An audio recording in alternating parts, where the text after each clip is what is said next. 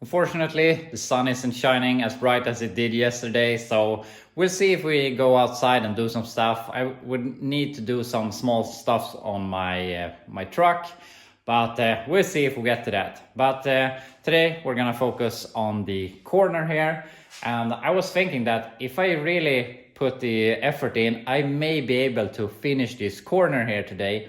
And that got me really motivated, because if we get the corner in, get the rocker on, then we're finally done with the floor and everything here. Then we can put it upside down and do the rocker boxes and do something else than what we have been doing all along. So I'm not gonna do too much time lapse and stuff here. I just wanna power on and try to get this corner as done as possible, and we'll see if we'll do something else here along the way during the day. So I'm just gonna go on with this. And a few hours later, we have this corner all done, and that is actually really nice and quite a big thing, because we have a long way to go, but technically this thing is now rust free. We have gone down to every point where we have had rust, and we have start rebuilding it. Obviously one side is done, we still have some more work here to do, but there is no more rust. So now we can just build it back up. So that feels like a real turning point. So that's really great. So that is done. Now we can continue with these pieces, of course, and eventually get the B-pillar back on. I also put some paint on this area that I repaired last. So yeah, I'm moving along really nicely here. But unfortunately, they called from school, and one of my sons is feeling a bit sick, so I'm gonna go ahead and pick him up. But we'll see where this video takes us, because I'm gonna talk to my wife and see if I can go continue working later and she can care for the kids. So I'll be back and we'll see how this video turns out.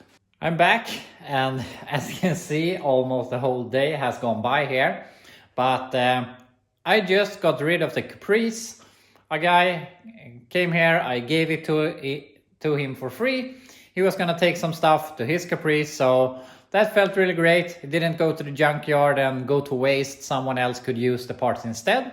So yeah, that's really nice. So fast in, fast out, just get rid of the thing. I got in some stuff that I wanted, and now it's out of my life again, which feels great.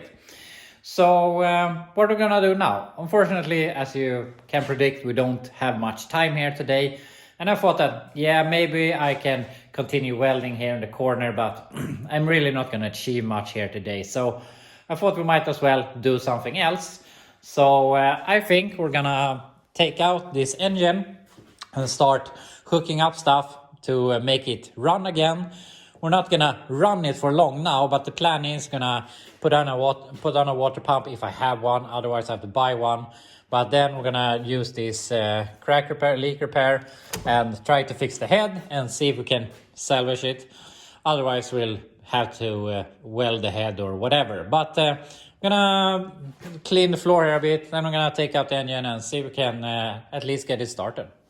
Got the engine out of the corner, and just to catch up, and for those of you that haven't seen this engine was in my 75 Chevelle, and we got a crack here in the head, so we're spraying water on the header, and that's why I pulled it inevitably. But I put it in there, and I bought a 80s Chevy van that this thing was already put into, and it was supposed to be a pretty much freshly built engine, but there was one owner between me and the guy that I bought it from and the builder, and what was said was that this was a stroker, a 383 stroker, 350 block with a stroker crank, and it was supposed to have low compression pistons in it because the builder was planning to have a blower on it, and yeah, that was basically what was said about it, but it never got a blower. And I have had so much issues with this thing, and nothing adds up, and it's just a mystery engine because it was not a stroker. I have measured the stroke, so it is a basic 350. It is not low compression. It has flat top pistons with only 2 valve reliefs, and we also have some double hump heads which has really small combustion chambers which haven't been messed with. So I would call this maybe not high compression, but definitely not a low compression engine. So nothing adds up, and first thing I had to do was change the valve seals in it, because it was just blowing smoke. It was consuming a lot of oil, so I had to fix that. And I can't remember everything that has happened to this engine, but as I said, the last thing that happened was that we got a crack here. I can't even see it with my own eyes, but I know it's there. It sprays a fine mist on the header and it smokes, but only under load. When you drive it normally, it doesn't happen. So I mean, it's a very fine crack, and obviously it ends here at the exhaust port, so we can't go anywhere else. So I really think that we can solve this with some leak repair. And this particular leak repair, a friend of mine had a 4-cylinder 16-valve Volvo engine that he put on a big turbo and ported head and a lot of stuff. And he got a crack in the cylinder head, and he used that same thing that we're going to use. And he actually made his cylinder seal again because it was leaking water into the cylinder.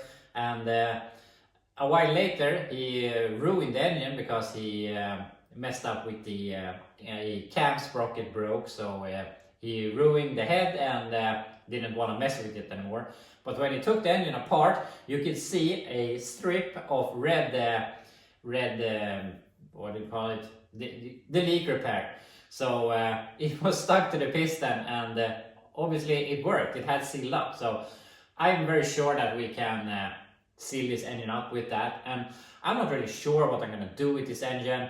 I mean, I'm not that a fan of it because it's just been a mess. But I also don't know if I want to sell it. It has some good parts in it, and maybe we can make it run better. I have always been disappointed in the performance on this thing because it doesn't just deliver what I think it should. But maybe I'm hoping for too much. Maybe this is a 350 horsepower engine. It has a basically unknown bottom end. As I said, it was supposed to be a 3-degree stroker. It's not. I don't know if it's 4-bolt mains or 2-bolt. I don't know what camshaft it is in it. It looks extremely clean on the inside, so, and the lifters look basically brand new. So I think it's a new cam, but what cam it is, I have no idea. It also is very tame. It has no rough idle or anything. So I think that this thing maybe would wake up with another cam.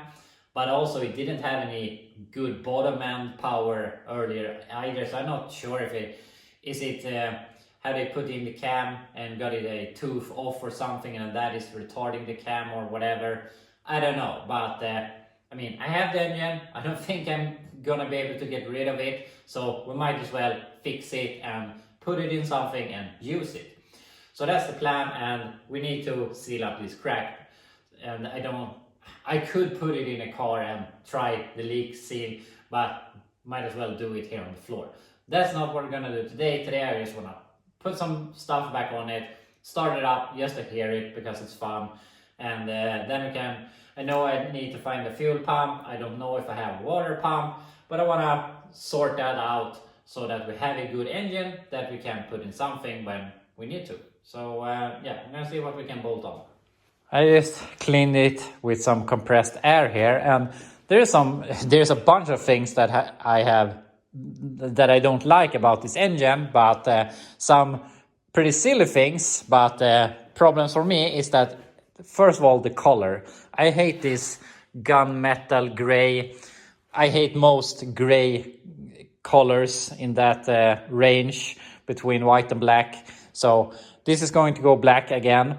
Or I mean, again, I don't know if it has been black, but this is going to be black. And something else that bugs me is that they have painted the intake manifold. I mean, do what you want with your own stuff, but I don't like painted aluminum manifolds. So I have tried to scratch it here with one of these, and it actually comes off pretty easily. So obviously it's not 100% clean, but I'm definitely going to take the intake down to bare aluminum again and paint the engine black. And also I hate these valve covers. They have these breathers. In my opinion, the PCV system is a really great thing to relieve the crankcase pressure, which you don't really do in the same way with these. So yeah, I don't like them. We're gonna have some other valve covers later on. But anyway, I realized we're missing more than I thought. We don't have a clamp for the distributor. As I said, we don't have a fuel pump, and we don't have this plate that goes here. All of this went onto the 305 that I put in the Chevelle. And as I said, we don't have a water pump. But I mean, fuel pump and water pump, we don't need to start it. But I need to get something to fasten the distributor. So I'm gonna look for that or do something temporary. But I mean, it's not bad to fix all of this stuff so that we have a complete engine. So what I don't have, I'm going to go ahead and make an order so that it will be ready to put in something here later on. Now we're close to starting this thing, and it was a really great idea to do this now because I realized more and more stuff I need to order, and we can do that and be fully prepared when we want to run this for a longer period of time. I realized I need some spark plug wires because these don't fit at all, and the ones that were with this engine went with the Chevelle. So we need to buy that, and obviously the pumps and some odds and ends. But then we will be 100% prepared for that. I put on some headers. I realized that I need header bolts because I have bought several sets, but they're all gone. These headers don't fit on this cradle I have. They hit over here, so we have a gap here. But at least most of the exhaust will go that way instead of to the side. So we're basically ready to start this thing. I'm just going to hook up the starter and some power to the distributor, and then we can fire this thing. Now we're ready to start this thing. I got the electrolyte hooked up. It turns over. I put on the ignition wire, so it should start. I think I put the distributor in the right place. And yeah, I just realized I have to plug off these. But we're gonna do that, but I don't have much fuel at home. I mean, I could take fuel from a vehicle, but I would like to avoid that just for the mess. So this is all the fuel we have, but it should be enough to get it started, running for a few seconds. And I mean, I know that this works. This is basically pointless, but it's always nice to hear an engine run. And it has been bugging me just leaving this thing sitting. I want to do something with it. So yeah, get it started, and then we'll be done. So I'm gonna fix some vacuum plugs here, and then we can start this thing.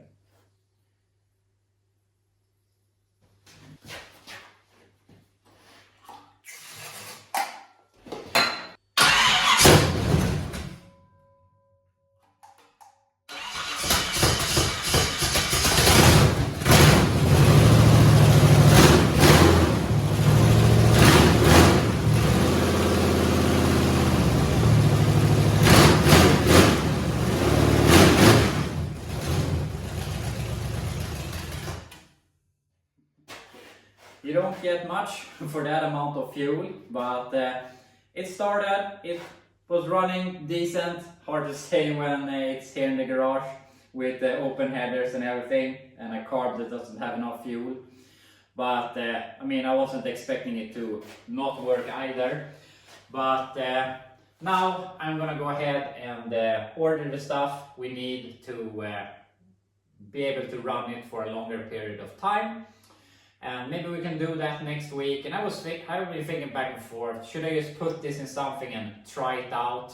Or should I do this route? And I mean, I've also been thinking about this crack and how I could solve it. But I'm a decent welder.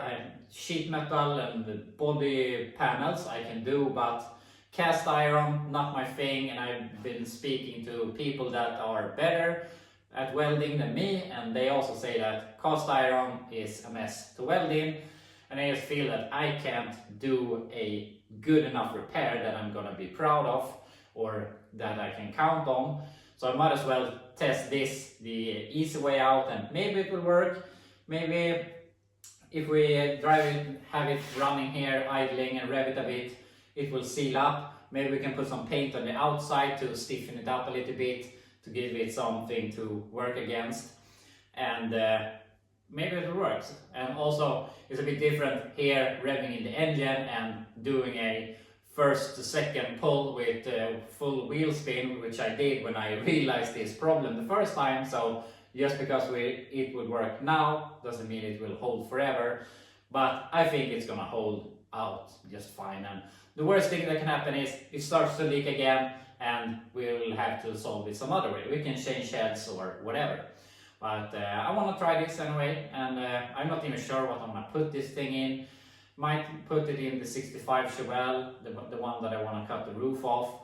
Or maybe we slap a real gnarly cam in this thing and put it in the NASCAR and keep building it and do something with it.